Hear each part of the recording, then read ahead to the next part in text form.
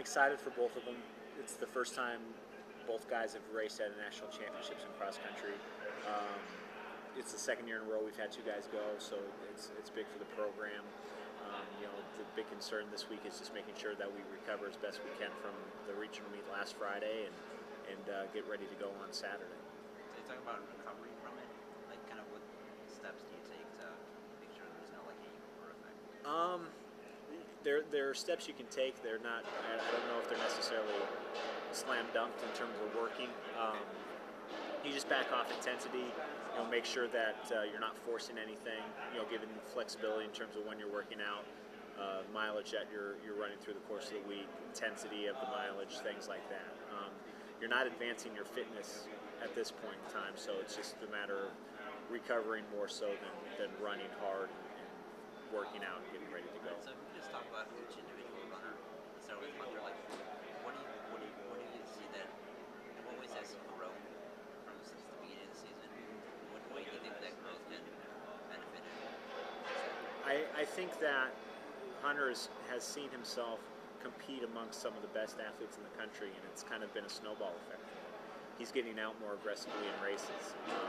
He's covering moves within the race. When a big surge or when guys started really going after the finish line on Friday, he was in there mixing it up with, I guess the guy that won the race was the national champ last year in the mile indoors. So, I mean, he's amongst some pretty established company, and he doesn't back down one step, when he's competing like that. So he's a strong kid. He's a pretty tough-minded kid, and every week he's gotten better, and I think that there's a lot to be said for that. Or let's talk about Giannis a little bit. Like, it's kind of the same question. Like, how's he grown, and how do you think that growth can? Giannis is really, I mean, it's his first year here.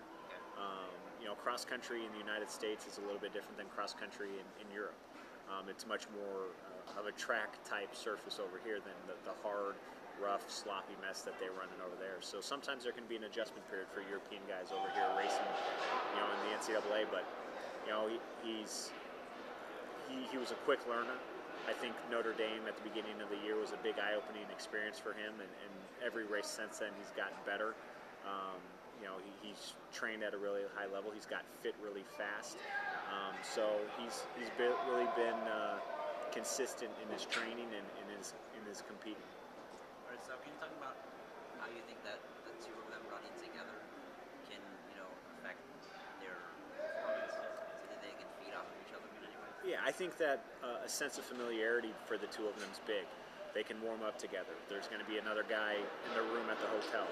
They're not by themselves all week. So there's a sense of familiarity. There's someone that they can look to during the race to know, okay, here's where he's at. I know that I'm fine because I see him, and this is day to day. We're like this every day. So, it hopefully will calm them down both enough to just make it feel like it's another day, with a teammate there. But in a race of this magnitude, it's really tough to say.